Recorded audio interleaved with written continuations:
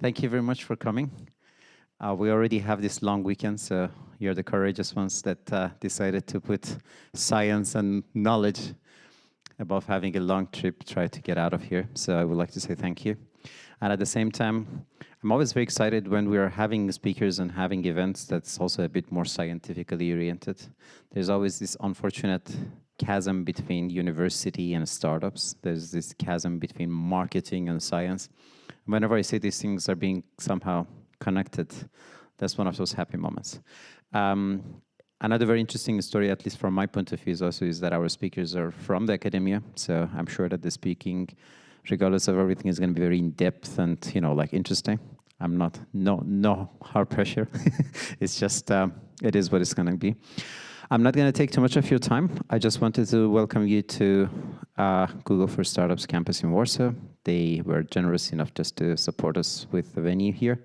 And at the same time, in the Startup Grind, we're just here just to share knowledge. So it's nothing here is commercial. You're not going to see anything commercial. We're not going to sell anything to you. Everything is going to be here is about sharing knowledge. So whatever you see here, if you feel you have questions, if you want to just somehow challenge that, we have a microphone. We would be able to also make it into a dialogue. So this is not just us talking. It's just going to be, in the end, all of us are going to learn something more than that. I'm not going to take much of your time by my side. I would like to invite our speakers. So please just give them a round of applause that they will be on a stage. Come on.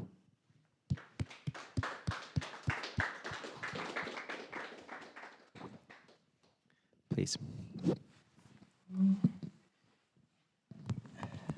So thank you very much. Thank you for inviting. Thank you for coming during just before the long weekend. So yeah, that's we have another a real crowd. Thank you. Would you like to start introducing yourself? Okay, my name is Piotr Boulangé. I'm working in the, let's say, maybe not crowdfunding, but in the share economy for over a decade right now. My two legs are one is in co-working spaces, the second one is in startups. And this is how I got to know Michał. And on the other hand, besides working in those two industries, I'm also doing PhD about the co-working spaces, why people use them, why choose them, and what benefits it gives them. Thank you. My name is Michał, and I work in Warsaw University of Technology.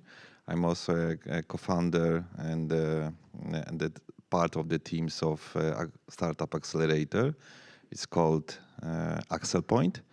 And right now I'm working on my professor's books and my interests are cooperation between the startups and corporates, and also to some extent also the knowledge about the crowdfunding. Great. I mean, just in case, guys, we're mainly talking about this. So it's crowdfunding, research and practice. And it's a really interesting book, especially because how many of you guys know about crowdfunding? Just a raise of hand. And how many of you did actively do something in the crowdfunding, either participated or you are collaborating on that? Yeah, so that's most of the time the point, right? A lot of people know about the crowdfunding, but not so many people were being involved in it. So hopefully by being a bit more technologically and scientifically accurate, maybe we can try to bring more people, try to see if still people have to be closer to the more classical venture capital and other sorts of investment, or we can try to talk about usabilities of the crowdfunding. However, if you don't mind, just to make sure we give credit to everybody, because there are 1, 2, 3, 4, 5, 6 people. Would you like to also maybe, Piotr, explain a bit about the team behind the book and why even you started to thinking about writing a book? Well, I'll just say about one member of the team. It's Michał. It's thanks to Michał's network cooperation and crowdfunding sourcing skills that the book really happened.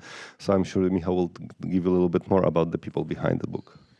Yes, Peter, you know, the rest of the co-authors are Artur Trzybiński. He's a lecturer in Wrocław University of Economics and Business.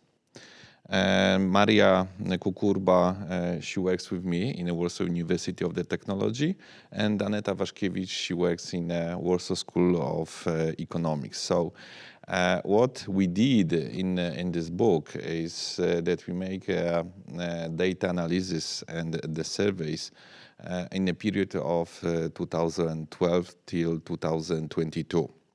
So this is the work of the three universities, and everything you can find in this book.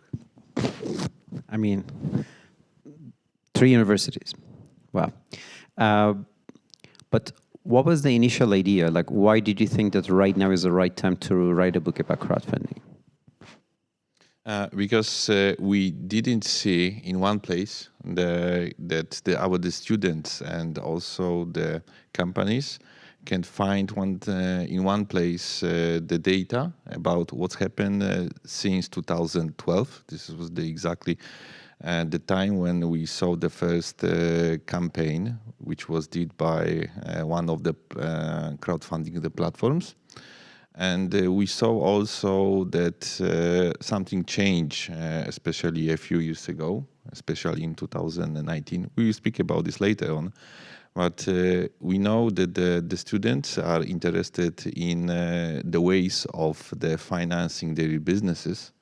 And we know that that equity crowdfunding, the crowdfunding can be one of the ways of financing their projects.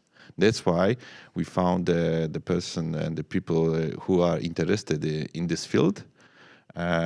We asked them, what do you think about, can you share your knowledge about the crowdfunding, about the data? And all of them said, yes, it's a good idea. We need this book for the students, and that's why we did it. We did it in at the end of 2022, so this data are very hot. I'm also hosting an event that we do startup pitching, and that was yesterday. And it's really funny, like literally 3 of the startups in the end, one of them was in sustainable fashion, for example. And our judges were from the VC part. But then they say that, you know what, maybe the best way for you just to go is to crowdfunding. And then there was another startup, again, the guys, they had like a small barcode for, again, something, because our event was more into the fashion as a theme. Again, and then I was like, guys, thank you for, like plugging. Tomorrow I have this event about crowdfunding. I just want to say, even when you're not trying to talk about crowdfunding, you just hear that the word crowdfunding just comes up. So, Piotr, how far do you want to go back? Because I really want to know, like, why crowdfunding, even though this might something rather normal, like all of us want to go on a trip. We just say, hey, let's chip in 10 zloty and then go on a trip. Why crowdfunding is such a, rather from my point of view, old idea, but rather a new concept? Okay, so going really, really back in time, like we can make it a little funny little joke. I hope nobody's feeling will get hurt. Like when you go to the church, there is this gathering of money, right? So it's like kind of a crowdfunding for the institution of church. So it's a long institution. But in the terms we are talking about, the crowdfunding in this book is actually, I think that 2012, let's call it a good date. But in parallel, it's the moment that the Wikipedia really started getting traction. And Wikipedia was the first example of crowd something. We even call it, today we have a term share economy / Wikinomia. And it's like almost the same thing, just because of the Wikipedia as the first very important tool in this matter happened. We call that Wikinomia. And like Michał said, we have already good examples of crowdfunding, especially equity crowdfunding. But what made the crowdfunding very popular and working was actually the, let's call it, helping crowdfunding. So even today, if you go to majority of Polish platforms, there is like Polak Potrafi, or there's many different ones where people are just getting the money for usually social causes. Very rarely this money is used in different way. Majority of the money is for social causes. And the people who give the money, they don't receive any physical thing back. right? So for majority of the people, the crowdfunding is like helping others. And this is what actually makes the crowdfunding popular.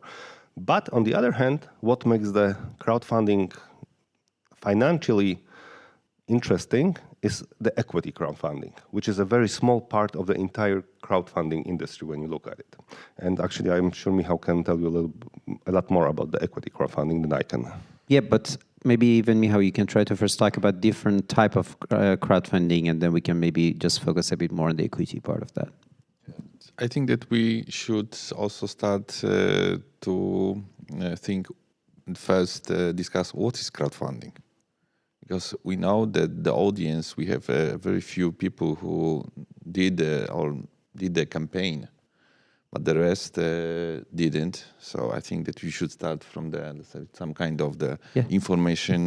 What is the crowdfunding and what are some characteristic of the crowdfunding? So I should say that there are a few, plenty of definitions of the crowdfunding. It depends about the entities, about some kind of the projects, about the technology, and let's say financial intermediaries, which are the crowdfunding platforms. So let's say that to speak about the crowdfunding, we should know that there are some characteristics. First is the internet. So we have the internet. The second thing is it should be some kind of the operator. So it's I call this in the literature we call this intermediate, some kind of the intermediate body, and this is let's say crowdfunding platform. Then we have to this crowdfunding platform should attract the potential, let's say, the people who has the money or the investor who wants to invest their money, and also the people who has the projects or the company who needs the money of those investors. So we have 4 actors, let's say. And the crowdfunding it's some kind of the process of providing the money for a projects, and especially when we speak about the equity crowdfunding, is some kind of the process of gaining the money by the companies, and for the potentially the sponsors, they are expecting of some profits. So this is some kind of, let's say, this is the definition of the crowdfunding. Okay. Oh, and also maybe we can talk about the aspects, because as Piotr also mentioned, when you are doing something that is purely based on supporting an activity, that's one type, and then crowdfunding, when it comes to the receiving an equity or a debt, is a whole different aspect.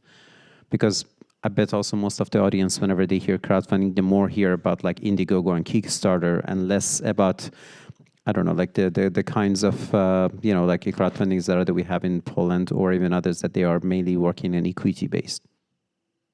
Yes, we saw how it is. When we did our data, we focus on a Polish market, but we are not, let's say, the island. So we saw we are probably, when you saw the data with it, we are the 24th place in the world of the raising the money and the evaluation of the money. The companies who decided that the crowdfunding, it will be some kind of way of gaining the money for their businesses. So we have some data. I will try to show you. Maybe we can show on a... Unfortunately, no, we just have kind of a limited access to the projector by the... Okay, there is another problem, because I can share you some data. You can find this on a book. It's page 15. That's some information that in Poland, the crowdfunding platforms, you can, let's say, divide it into 3, let's say, categories from the point of the total money that can raise. So actually, we have 3. So one is, let's say, top 3.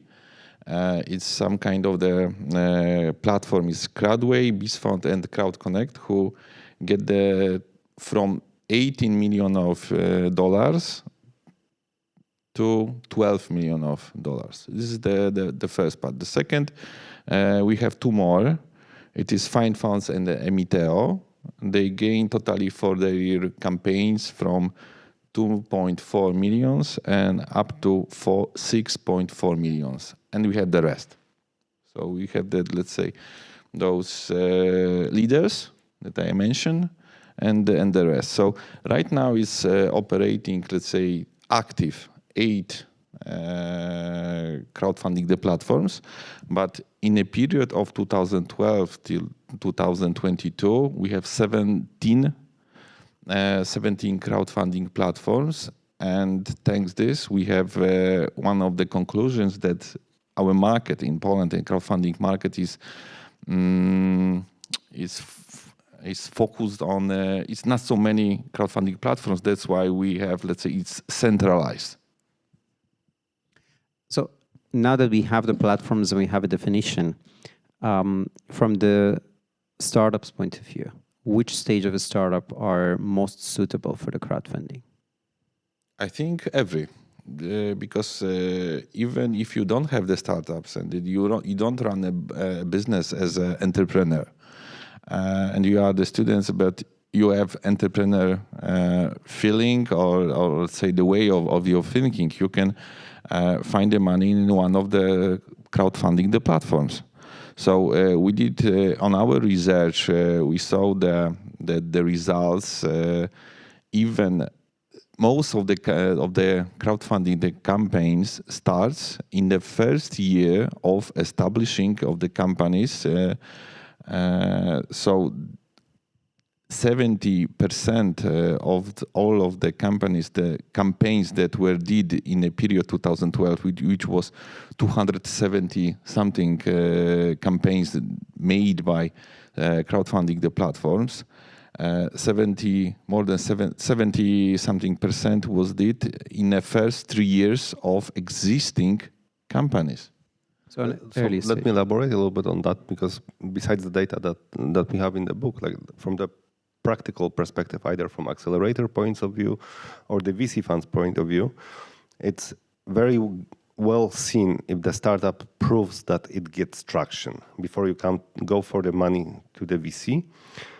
If you can prove it either by gathering new clients or gathering clients who pay you, which is even better in startups, one of the best ways sometimes is to get the crowdfunding, because it doesn't matter if you need the money or not, but the crowdfunding is like this check of your idea, like the reality check. Are people interested in it? Are they willing to support you? Are they willing to even pay you for that startup?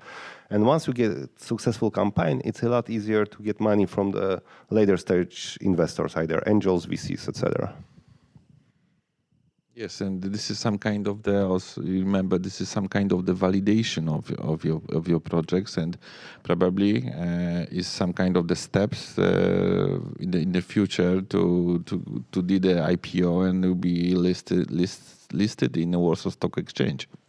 We had one startup, right? If I'm not mistaken. I think more. I will find this information. I think at least 8 or even more. Why? Because the market, the change, and also the industries from where the companies are coming to gain the money from the crowdfunding the platforms and gaining from the crowd. Let's say so. In the beginning, it mostly it was the companies who are operating in the industry, in some kind of the alcohol, the brewery, and but later on, it's starting. More of them were pushed by the companies who are operating in some kind of the games and entertainment. I don't know. We think that it can be linked with the games, because the Poland is famous from the games, and we see that lots of the companies are now listed in Warsaw Stock Exchange, but also they were the public funding for the special programs for games, and the company who operates on this field. So we have some data. I will show you in a minute. I will find this, and just give me a 1 second. Okay, I will find, because the first debut took place in 2019. But in 2020, we know that we have another 3, and in 2021, another 8 more. So at least we have 12 companies who get the money from the crowdfunding, and then right now are listed in the Warsaw Stock Exchange. In the beginning, whenever I'm just remembering if startups in Poland, they got any crowdfunding, it was mainly through Kickstarter and Indiegogo. Even I remember, if I'm not making a mistake, it was Adam had this company called Neuron. He had this sleeping mask, and he got like a few million, and he became super famous. But then if you really compare it fast forward to like Beast Fund and other activities that they did, maybe all of a sudden the investment became like 10 times more, because that was also based on equity. But how did that massive leap happen all of a sudden from like, a few 100,000 to all of a sudden million? Well, I think it's a typical market absorption. So at the beginning, it was something new, and usually new ideas, they take time. Like average, when you look at the startups who reach the unicorn phase, the average from the start until the unicorn is 8 years, and we were talking about probably the same amount time spent. So from the first campaign until it became very popular, it took a while. But like you're saying, at the beginning, usually it was very small group of people who knew about crowdfunding and those who were interested in crowdfunding. So at the beginning, actually, there was a hunger for good ideas in crowdfunding. So once you had a good idea, it was a lot easier to get lots of money to do it, because more people, just like here, more people were interested, knew about it, than actually did it. I found also the number of campaigns by industry, and gaming is the leader. It's 41 campaigns. The second place is occupied by mobile application and e-commerce. The third is alcoholic beverages, and the fourth are entertainment, and something could be interesting for you. If we taking into consideration the money. So the biggest, let's say, money took the company who is in the industry of cannabis. So this can be something interesting for you.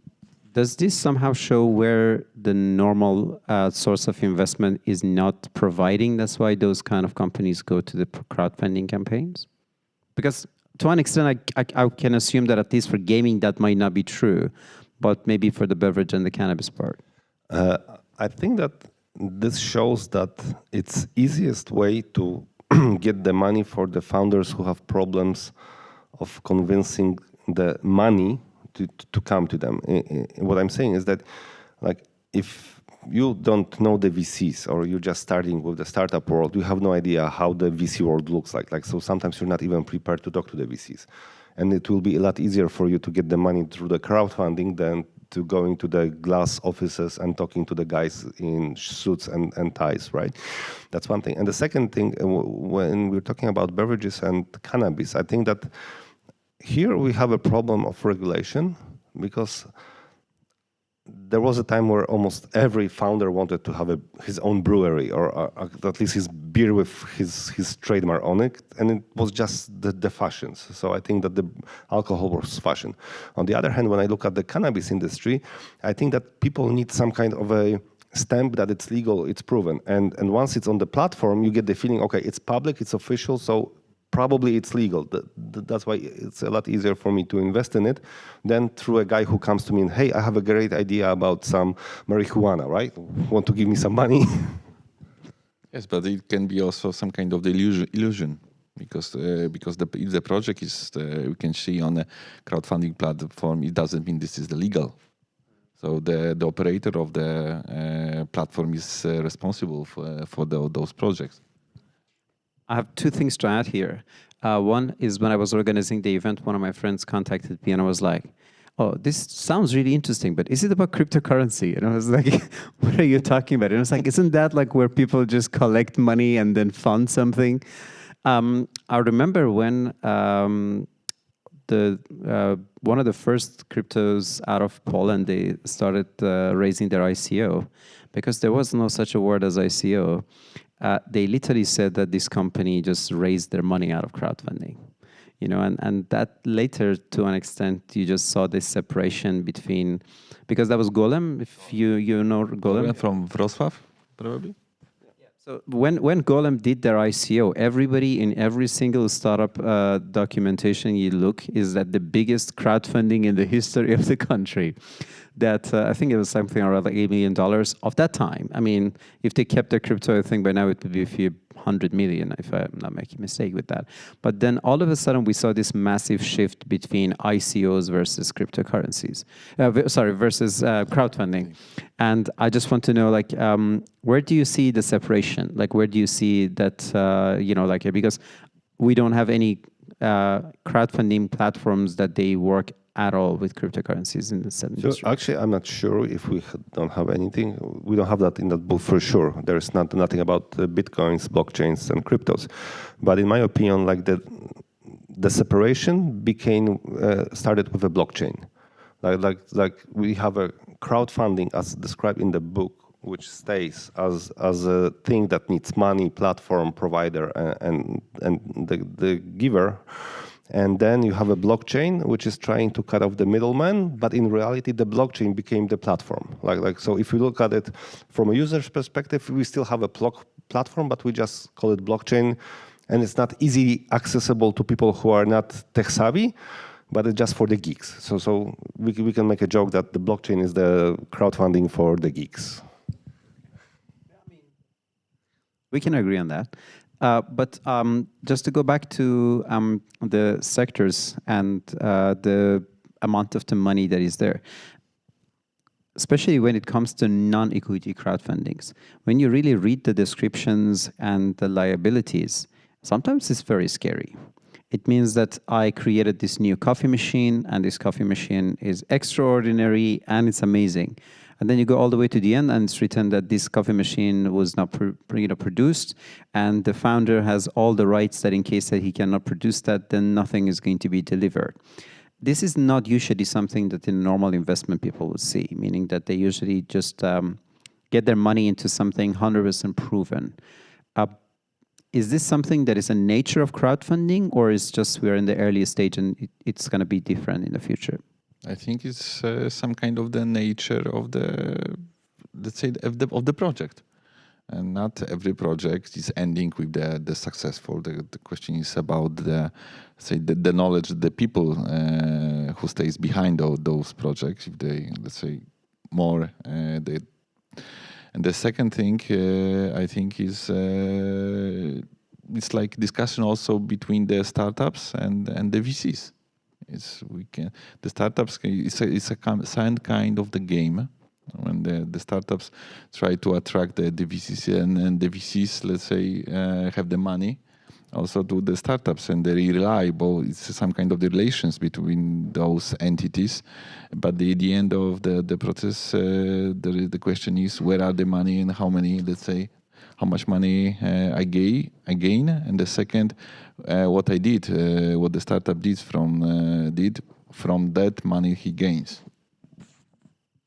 So, if you're right now trying to talk about the future of crowdfunding, where do you see it, and at the same time, maybe what are the threats that you might see that future might not happen? And that's to both of you. I can start. Sorry, Piotr. Later on, I can give you the microphone. And I think the first is the economy. As I said, we are the Poland, and we are not an island. And the first thing is what's going on the economy, and we see that the climate about the businesses, about the economy is changing. It's right now it's hard to let's say to find the money for the projects. Second thing is and we see the data from Polish let's say venture PFR. I know how to translate this into English. It's the leader, let's say, who sponsor the money, public money, is transferring into the Polish venture capitals funds. It's a fund of funds. Let's say, yes, it's very simple fund of funds. It's PFR.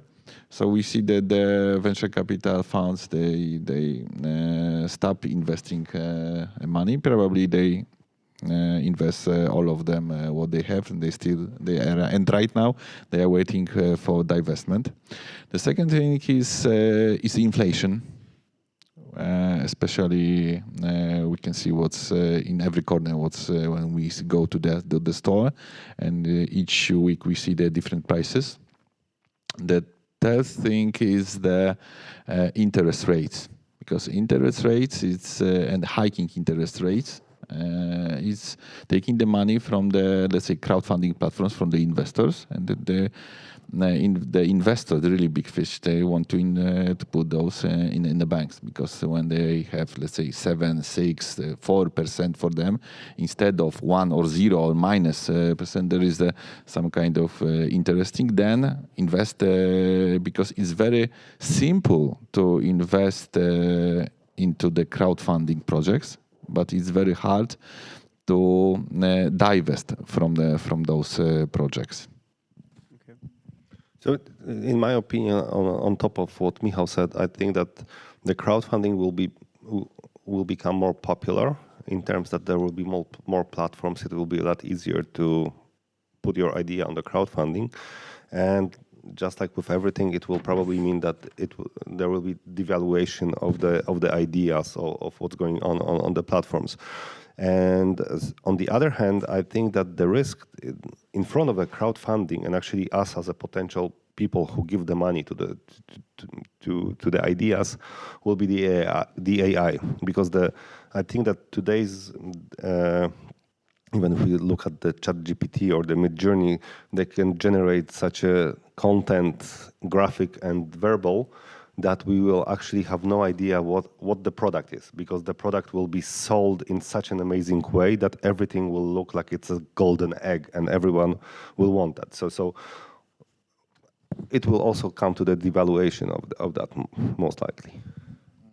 But also let's say the big brother is also looking for the market, and he helps. Sometimes he helps. Sometimes it's we see there are more obstacles on the market, and something's changed in 2019 when the law changed, and there was finally 1 million. This is the regulation increased the potential campaign limit up to 1 million of the euros. So this was the one thing which helps the Polish market of the crowdfunding to grow up. The second thing is some kind of the communication, and because it's very important to communicate in the proper way with the potential sponsors, and also to have some procedures and the formal and also visible, let's say, way for potential also the project, though. So for the issuers who wants to be show their projects. So some kind of the professionalism of the market we also saw in the past, and right now I think is much better, because we saw in the data that only 2% of those companies who get the money from the equity crowdfunding went bankruptcy. So this is the important things that is probably better than in the startups, let's say, surviving time, because only 2%. I mean, you mentioned about the last improvement, but there's going to be another one also in November that is going to jump also from 1 million, if I'm not mistaken, to 5 million. So this definitely shows that there is a potential and definitely regulation. However, again, I'm just also going, on the book and then try to look at different type of funding sources. So we have angel investors, we have banks, we have the EU, we have accelerators, and we have individuals, we have founders' own fund. two different questions. One, which one of these funds you think is the best suitable for crowdfunding? Like, is it better, for example, like if banks and big VCs would do that, or crowdfunding is more tailored for smaller investors?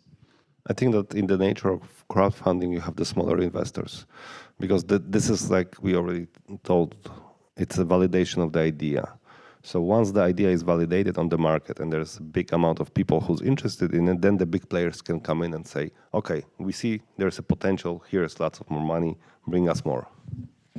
And the second is, now from a practical point of view, which one of these investors you think is becoming more and more bullish and is investing more? Are they still those small investors, or for example, like we can see the rise of angel investors or VCs that they would like to step in? Well, it depends if we are talking about the crowdfunding alone, or are we talking about the entire market of the ideas that people. So I think that in the crowdfunding, I will still go for the mass of smaller investors. But when it comes to the equity crowdfunding, seasoned founders or seasoned startups, I think that the VCs are, it's their game. That's in their name, like VC venture, like so they have to risk a little bit, but they can be pushy about it. Yeah, in Poland we have this special situation when we compare to the other countries, because we are the best, actually the biggest beneficiary of EU funds, and then this is the first thing that especially the new projects and for the startups are, let's say 90% they are financed from the public money. So the money coming from Polish Agency for Enterprise Development, on the other agencies who, let's say, gain manage the money coming from the European funds.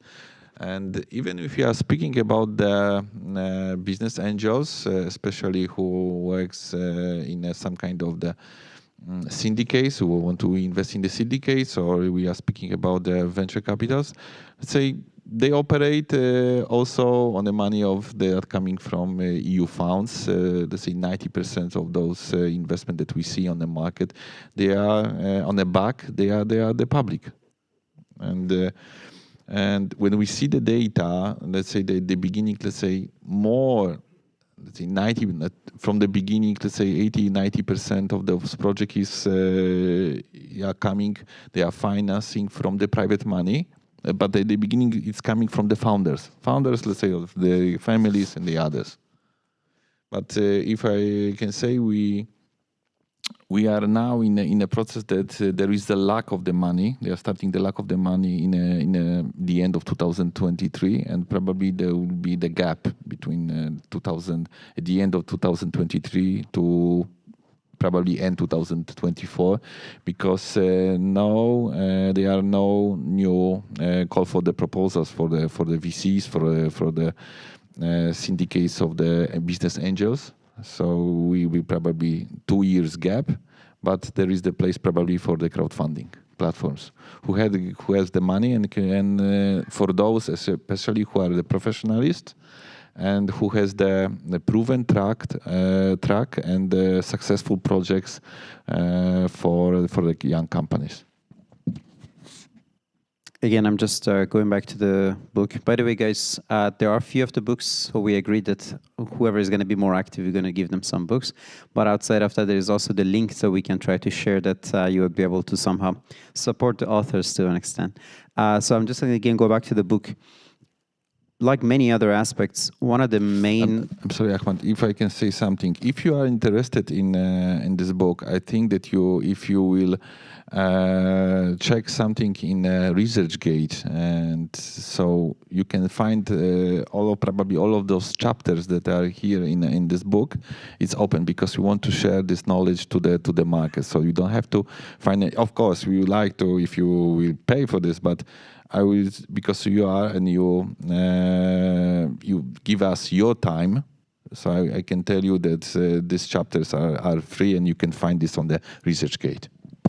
Look, I grew up in a family with like professors at university as parents, and I always had that issue. It's like I was just talking to my dad, and I was like, this company wants to work with you. And I was like, oh, like just talk to them. And I told them they can do it for free.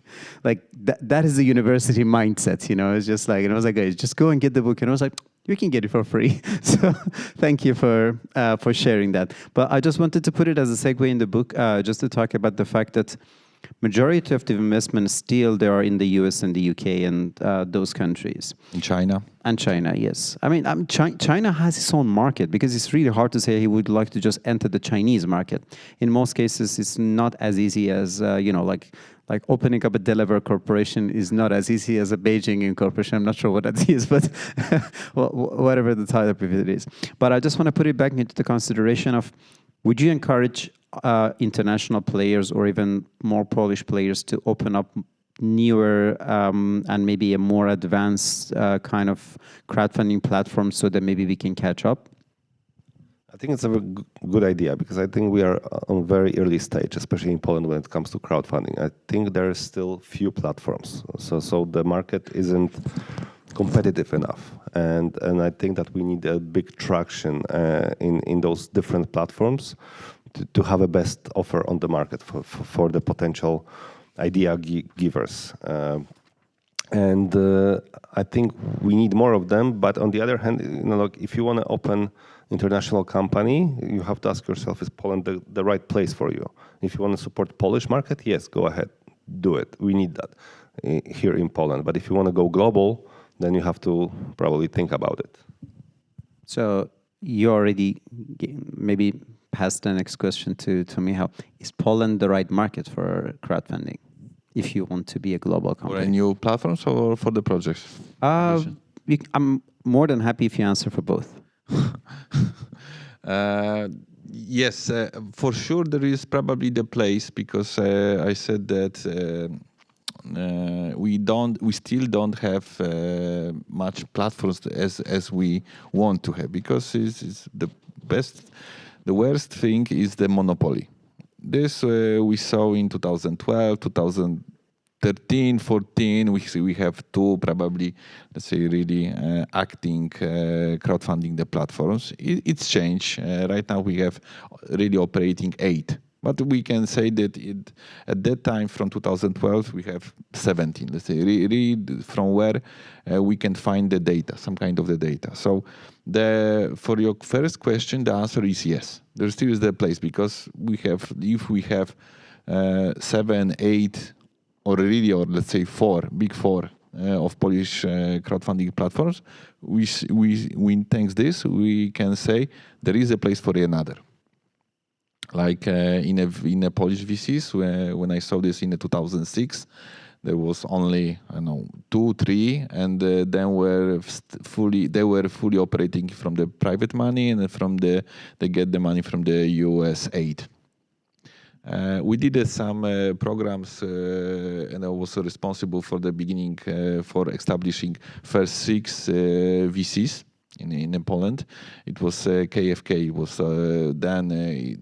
So the pilot was in a Polish agency for enterprise development. Then KFK started, and later on, it's right now the ruler is Fund of Funds, which we also help the Fund of Funds to gain them the money. So the answer for the question is yes. We are open for, and we really think that there will be becoming more and more probably crowdfunding platforms. But the end, what will be the results of this? And who stands and who is the managers and the board of the supporters of those, and also the contacts, the partnerships and the sourcing of the projects. Because if you have the source of the projects, those projects can be listed, and if there is a success, because let's see what's happened. It's some kind of the milestone in a Polish crowdfunding. It was when more people were thinking about especially in equity crowdfunding. It was the time when there was the problem on the sports clubs, the soccer club. The question is to the audience, and the winner who knows the answer is a book. We prepared the book.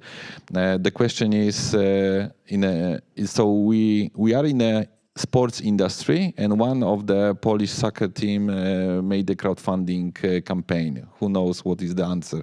Not you. Piotr, do you wanna- No. Legia was the follower of this. So still probably the Peter has the another, let's say, the question for you, and you can get the book. But Peter, you can tell what do you was want the to say first. the answer? Yeah, it was the club from Krakow. Does it ring a bell to anybody? No? Okay. Wisła Kraków. Wisła Okay, Kraków. this is the Wisła Kraków, and they have the, let's say, the problems with the money. So they offer, and because they're going to the bankruptcy, they have the problem because they will the league. They will next season they should start from 3-, let's say, levels of the league. So they get the money from the crowdfunding. It was very, very fast, only 2-3 days, and they get just 4 or 5 million of the zlotys, and it was the beginning. Then we know who later on were the supporters of the Wisła Kraków. One of the Polish, let's say, brave and also very good in IT skills, and also there's some professionals from the suckers. They holding the shares, and they were up a few, let's say, 2 months ago. They stepped from leading the Wisła Kraków, but it was the beginning, or let's say, and some kind of let's say, we speak about the crucial points of the Polish crowdfunding. It was the reducing the campaign about the sports, and very popular because the Wisła Kraków has, let's say, the few millions, and later on of the supporters, 1 million or maybe less, but later on the Legia also starting to do the campaign in a crowdfunding. You have a question? No, because it's in the recording, so that's why we just want to make sure that your sound is going to be there. So from my understanding, that crowdfunding is just a terminology, but the Milan, before it was sold, the AC Milan, it's probably the same. They had like 100 different investors, like companies, private investors, and etc. Is it really much different from what this Krakow team did? Is it different, really? Before, actually, I can explain if I properly understand you. Before the crowdfunding, there was the problem with the owners and the money. So they saw that the crowdfunding is some kind of the way of supports the club, the people that loves the club, and they did the campaign. So I'm not sure if I understand your question. Can you repeat? If you don't this, mind, please? maybe I can try to step in, because there are two different aspects. When AC Milan was going through that was not even an equity crowdfunding, but that was kind of a syndication for funding a company. But when we are talking about a crowdfunding for these football companies, they did not have a share in the company. We're just talking about supporting the company by crowdfunding. So, for example, like if you go back to GoFundMe and you say that I would like to do some new projects, nobody is going to own your project. They're just supporting what you're doing, and they are just want to make sure that you as an artist, you have the freedom, especially when you're doing. Another thing that we didn't discuss, and also, for example, is journalism. If I am trying to write an article and I need $100,000, and if the left political party or the right is going to support me, then of course it's obvious what am I going to write. But if random people without any political affiliation are going to write, and they have no rights over the financial aspect of that, then you know that that journalist can write independently. So fundraising and syndicating and crowdfunding to a very good level might overlap, but not always. But what actually the benefit for the people who are like investing via crowdfunding opportunities to a journalist or does a company? What's the benefit? How to track the success? Well, actually, that's the whole idea that's behind the crowdfunding, because that's how it started. It was like, okay, I needed help, and sometimes you just give help because you want to help somebody. You don't want anything in return, and this is why the crowdfunding was possible to happen. But going back to the question of Ahmed, why Poland is a good place for crowdfunding, I would like to remind some of you guys, most of you are foreigners, so maybe you don't know those terms, but there are two social phenomena that came out from Poland, which I think make Poland a good place for the crowdfunding. One of them is the late 80s, and you call it a solidarity movement. It was like it was something that didn't happen before in the world, where you had the first workers' union, which had almost entire country sign up to it and working on one thing, which was like to overthrow the communism in Poland. And the second thing in Poland, which is newer, it's called the WOŚP, which is Wielka Orkiestra Świątecznej Pomocy. It's another phenomena. It only happens in Poland, not in Poland. It happens from Poland and it's like now global. So every year in January, people just go and gather money from other people on the streets to support a special cause. Most of the causes are related with the hospitals and healthcare, but there might be different ones. But those two things show how Poles are fragile, I don't know what terms to use, or how they're interested in supporting others without any physical get-backs from whatever they're given. Yeah, you had a question. Thank you. A comment in the context, because the title, I keep thinking in the title, is the future of financing. And I'm coming from that industry, I cannot avoid. Sure. So there always should be a reward. And psychologists tell us that when we help, we also get some kind of reward. I'm not saying there is reward, I'm just saying that the reward isn't physical. But then we have a problem in terms of financing, because if we follow that model, then crowdfunding is not going to be the future of financing if there is no financial reward. I mean, yeah, some people may have some extra money to give. Yeah, but that's that's not the most of... Exactly, that's why in this book we show that there is a difference between equity crowdfunding, which is what you are talking about, and the other type of crowdfunding, which is more related to the psychological needs of the people who support. But then that scenario will go outside the financing environment. Can we agree on that? No. Look, if you don't mind, just very briefly. So if you have a debt scenario when you're inside a crowdfunding, you technically just a bunch of people put a bunch of money inside a company, and then they get their money with an interest. If we are talking about that's a money market scenario. It's a financial experience. But that is so exactly that's exactly one of the areas that you can call it a crowdfunding. Yeah. Second aspect that you can have is equity crowdfunding. In equity crowdfunding, and again, a difference between a normal syndicate is that if you have 1,000 investors, then your cap table is not going to be good for the next person who is going to do that. But through a crowdfunding, what you have is that your cap table is going to be way easier later for the next round of investment if you would like to have that. And another thing that we also discussed, the fact that you see companies go for the later stage after crowdfunding, it just shows that you did not just destroy your cap table for the sake of raising some money. Then you go back to the third part, that you do not have a product, and because of that, you're not even ready for a normal source of financing, meaning that you're just saying that, you know what, this shoe is nice, but I can only make maybe one of them so that I will show you how it works. This is going to be $100, but if you would like to buy it, even though I don't really have it, I'm going to give you $85. So you're going to make a lot of money by just buying the shoe before. Another source is about the fact that, as we discussed, you want to build a new hospital. You would like to, I don't know, like help somebody just to get something out of their way. That, for sure, is out of the financing, but it's rather just goes something that directly supports a cause. I wouldn't agree with that. But I think I understand your question. I think it's a problem of economics, because in economy there is no such thing as altruism. Like, it's very hard there is no free lunch, and we need to remember that in every scenario. But guys, I'm in your side. I'm actually believe crowdfunding should be the future of finance, because the way the economy and the way the world is evolving, we have a growing scenario. And this is not ideological, this is just numbers. We have a growing scenario where we have a major disparity between income. We have, thank God, Poland still is not there. Actually, Poland is in a rather opposite tendency.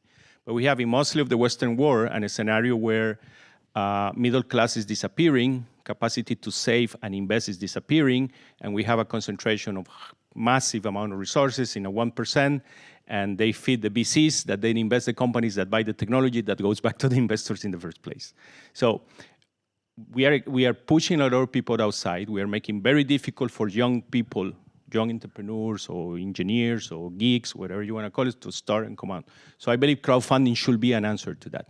But you mentioned 2 points before that I wanted to address. You mentioned the need for trust. Can we trust the product? Can we trust the environment, so on? I think we need to address that. There is not enough effort to build the trust. Second, you put the example of Solidarność. I'm old enough to remember the movement when I was a student. I live in another part of the world, and we heard about it, and we got inspired by that. But then when I came to Poland, out of that movement, they create their own pension fund, Solidarni Fundusze Emerytalne, and it failed because that affinity, it was never crystallized in a business environment. So the affinity needs to be part of it, I agree. So we need to love the hospital, we need to love the project. That needs to be part of the pitch that we goes to, let's call it investors, because at the end of the day, that's people at the other side of the crowdfunding who's going to put 10 zlotys or 100 zlotys, they're also investors, so we need to treat them like that. There should be a reward. If we define it as a financial reward, I think that's easier because people understand money. If we need to look also in terms of the affinity, but that's a marketing problem. So I'm trying to understand how we put all these things together. My last comment is, and I keep saying this in every activity I participate, probably we need to move away from this. We are doing this in Poland, the Polish way, and we need to start thinking we are doing this in the European Union, and we need to start thinking globally.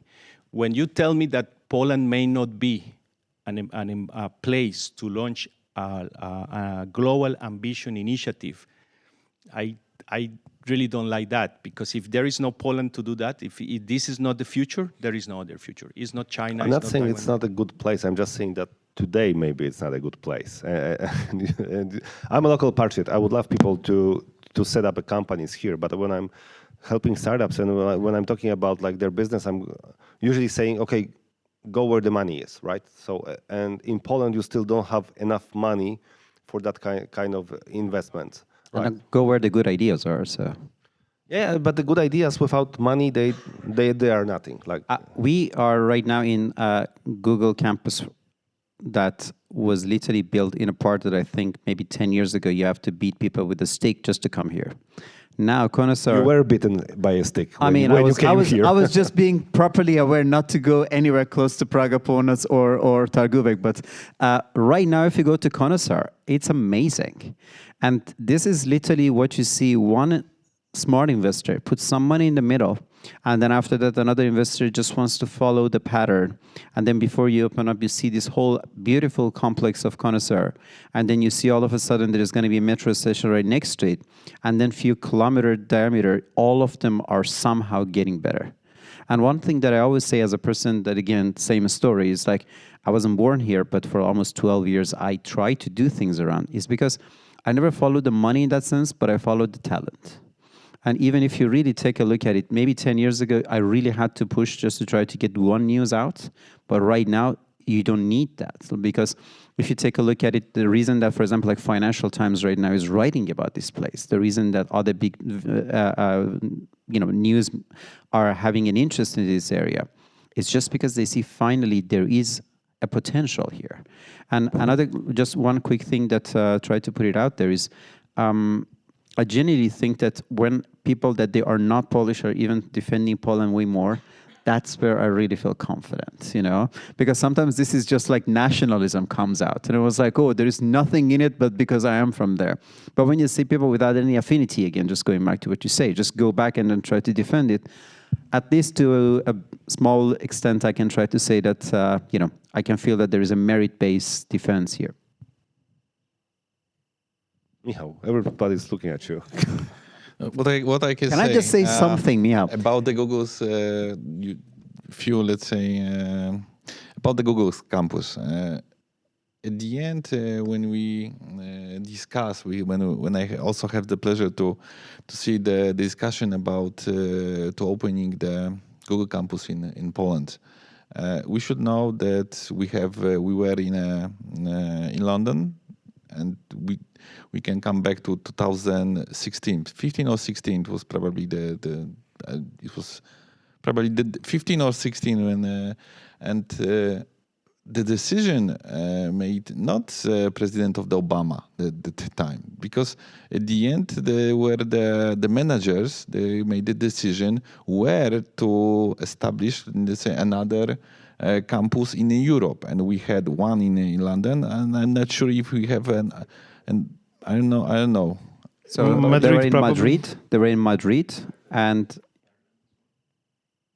And why they decided? Because you have the right, probably, Ahmed, because about the talented people and also the skills in mathematics and IT.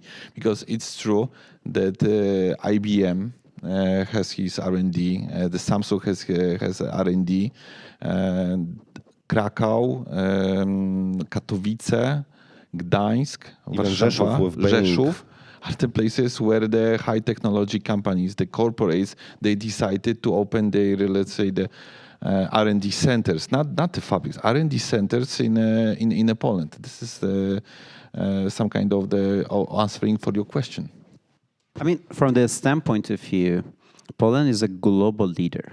And also, every time you try to feel that maybe Poland is somehow lacking behind others, I mean, take a look at what happened a few weeks ago regarding the lithium-ion battery. Like, Poland became the second biggest producer of lithium-ion battery. And now, literally the moment that you see all of the technologies are somehow being dependent on this.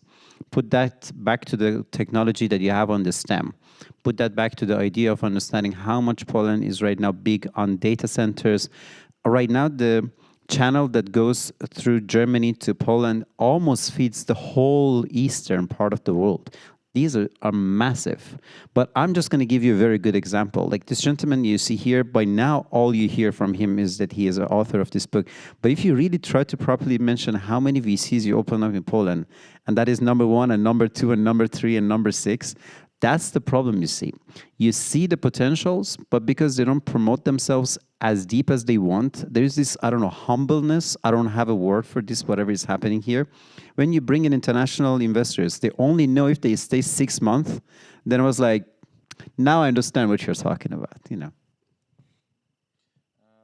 I think that the Polish VC market is changing. And it starts like with the kids. First, you have to know how to stand up. Then you have to know how to walk, and then you have to know how to run. And because we were in a communism for 50 or probably years, so it was the entrepreneurship. We have the feeling, because when we saw, coming back to the previous, let's say, centuries, we were open society for all of the other, like the people, the countries who has the people who lives in the countries who has the problems with their, let's say, rulers and the kings and the others. We are an open society, and then a very, let's say, with the entrepreneurial spirit. And the next thing, it was completely changed when first VC started. And right now what we see, we have lots of them gaining the money from European investors, but not from the Polish government, but they're going straight to, let's say, this entity. And especially last year, I saw 6 or 7 announcements that we are not supporting by the Polish government. We are supported straight from the European Union, who supports, let's say, 10,000, let's say, VCs in a global in Europe. So this is the answer that probably we have, and the managers and of the Polish VCs, they curve of the knowledge is growing up. And right now, they prove they can invest. They prove also the other entities that it's worth to give the money to the Polish VCs. Yeah, I mean, I can't agree more. I mean, you also mentioned something, but again, another point of history is missing. Before that time that Poland was not communist, Poland didn't exist.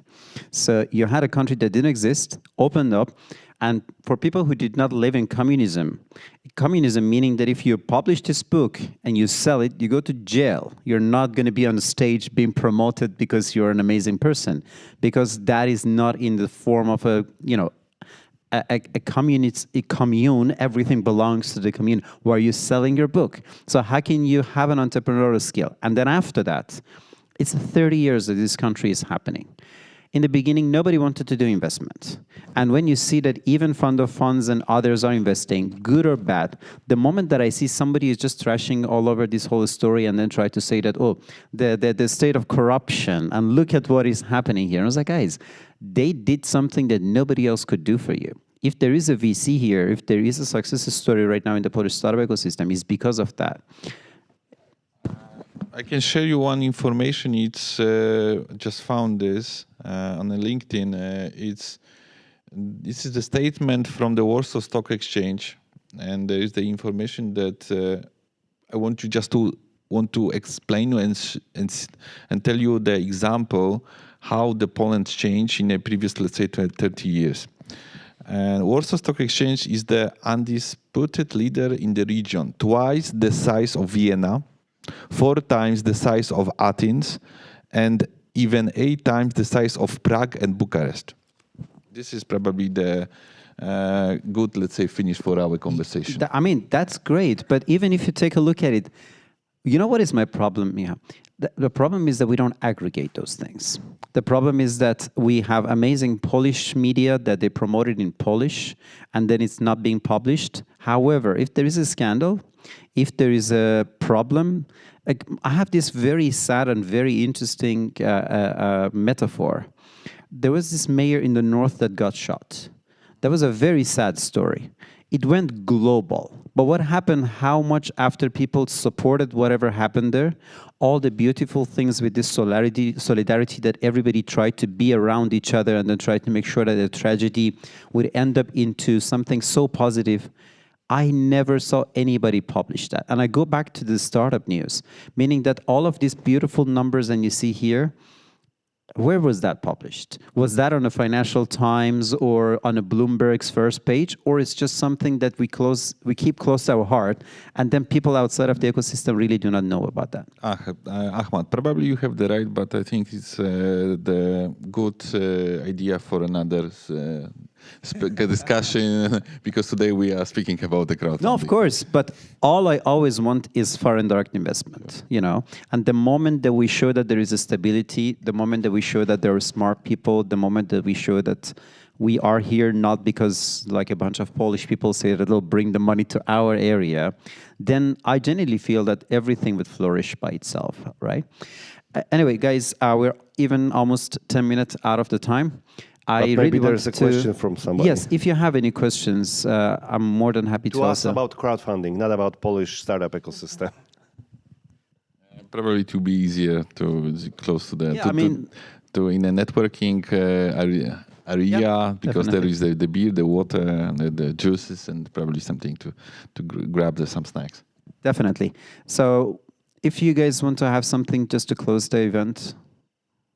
Like summing up the story about our conversation, unfortunately, we moved from crowdfunding to the Polish entrepreneurship, and but I think that they are related anyway. And I think that the crowdfunding is easier in Poland because even of the cultural obstacles. And one of the obstacles in Poland, which I also know is in Latin America, because I spoke to the Colombian students last time, a couple of months ago, and they said exactly the same thing. Like in Poland, there is, from the communist time, there is this saying that if you're an entrepreneur, you must be a thief, because there is no way you can earn much money, more than on a paycheck. And it really struck me that the Colombians said, oh, we have the same thing. Like if you're an entrepreneur in Colombia, then you must have stolen the money, right? So this is one of the things that deeply in the culture, that entrepreneur is hard. And whenever somebody is being entrepreneur in Poland, and probably the entire CE, is that it's not only problems of getting the money from the VCs, but it's sometimes the problems of making his closest network, his family, believe in him and trust him that he's doing a wonderful job. And I would just like to say that crowdfunding is a way to support those wonderful people who want to fight for the better future doing their own businesses. I just want to say one more time. This book is, and the chapters are free, and you can find this in a ResearchGate. And this is more of the data, statistic data you can get from this. Thank you. So just also, as we discussed, try to finish this with more positive note. One of the things that crowdfunding can help us is that we do not need to wait for others to come and make a difference, but rather it enables all of us to be the change. Either you can try to have your own platform or just try to find the right platform and support it. So I think that's one of the reasons that I can try to go back and talk about the future of financing, and then hopefully we will try to see a big part of the crowdfunding and the power of every single one of us to try to make that happen. With that, I would like to say thank you for all of you guys for giving us your time. Looking forward to downloading this for free from the source that Michał mentioned. And we were just going to continue the rest of it in the networking session. Thank you very much, guys, for coming. Thank you. Ahmed.